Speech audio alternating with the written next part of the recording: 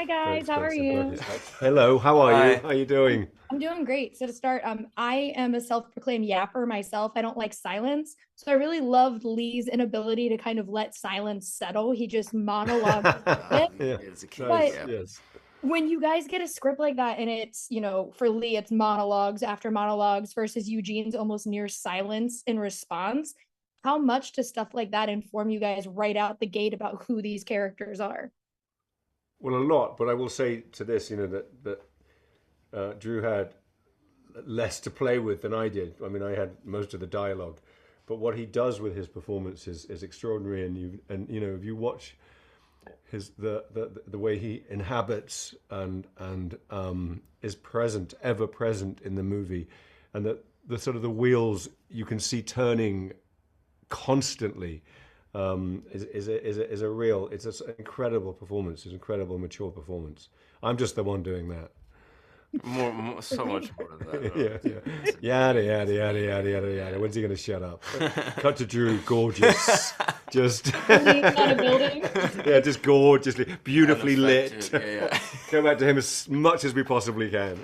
The sweaty bloke in the corner just won't stop talking.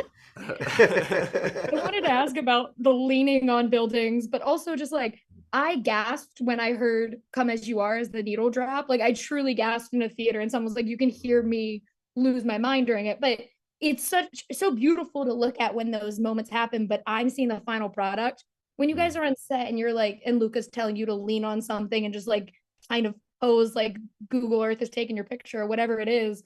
How does that like come together? Like when you That's his see it. direction. Funny Yeah. enough, that's how he directs.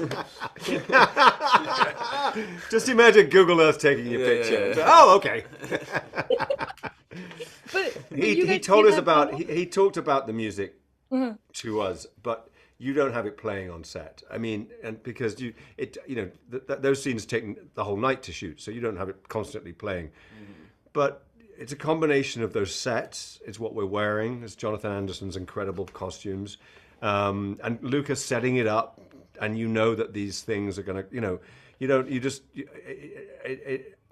You're not thinking about the music, but I mean that is so important in the film. I mean, there's a sort of crossover.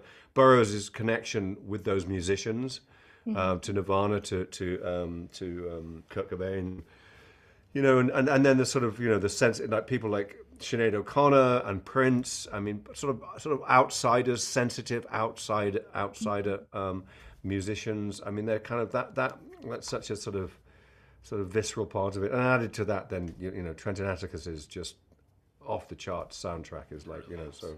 Yeah, I mean, I didn't see it until the cut came in, so I didn't know. But he always had it in his mind. He knew exactly what he was going to Did he use. tell you any like specific? Because he told me about the New Order song. Yeah. He was like, I want this New Order song. Yeah. In this scene. Yeah. But I don't know why I assumed, because I've worked with directors all the time that have that idea of like, oh, we love these songs, and it never works out, and I'm like, oh, right. Right. It's, No, it's Luca Luca's gonna. Luca tends to get what he If wants. he wants a New Order song, he's gonna get that New Order song. So, Yeah. yeah, it was cool to see. Yeah, this movie is beautiful to watch. Think you guys track with me before I go. As someone who with a Benoit Blanc inspired tattoo, Daniel, this was No. extreme Wow, my fun for me. gosh. Wow. There it is. He's right there. I love him Oh, very look at that. That's Eyes amazing. out. How beautiful. Beautiful. But thank you guys. I can't wait for everyone to get to see Queer. I think it's beautiful. Oh, Thank thank you. you. Thank you. Take You care. guys.